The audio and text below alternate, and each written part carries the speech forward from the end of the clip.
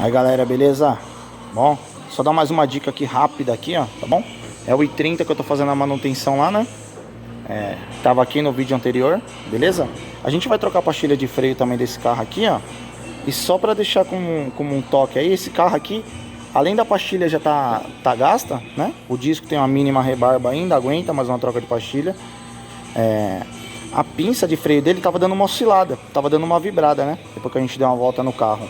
O normal é a gente passar algum produto, né, que colhe a pastilha na pinça, né? Aqueles Seal Brake, esqueci o nome daqueles produtos, né? Que passa na pastilha, tem gente que passa uma cola, né? Passa uma colinha para poder travar a pastilha na pinça. Deixa eu dar uma dica para vocês, ó. Sempre na pinça, aqui no cavalete da pinça, ele tem esse pino guia, né? Esse pino aqui, ó, ele movimenta também com a pinça, tá bom? Que a pinça, o que ela faz? Ela aperta e ela recua também, ela alivia, tá bom? O que é sempre legal fazer, gente? Isso aqui pode ser um freio travado, você freia, parece que o carro continua freado. Isso aqui também dá esse tipo de defeito. A gente vai lá e troca o flexível, pode não ser o flexível, tá bom? O que eu sempre faço aqui, ó, que é legal fazer, ó. Você vai tirar esse pino, ó, tem uns que chegam a engripar aqui, ó. Esse aqui eu já até passei. Vocês vão engraxar ele, ó. Tira esse pino, normalmente tem uma coifinha, vai empurrar a graxa para dentro dele, né?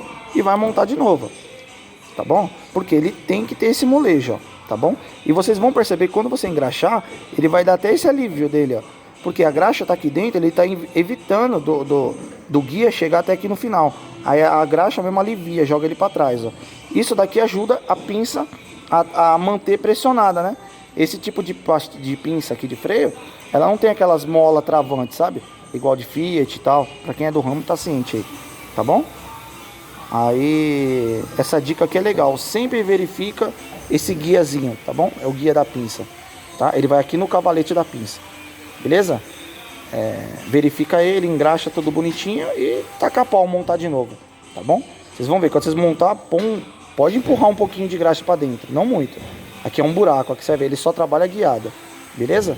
Aí você vai ver que ele dá até olha lá, ela dá um alívio nela, beleza? Isso aí, rapaziada, curtiu, dá um like, se inscreve aí, dá uma força pra gente aí.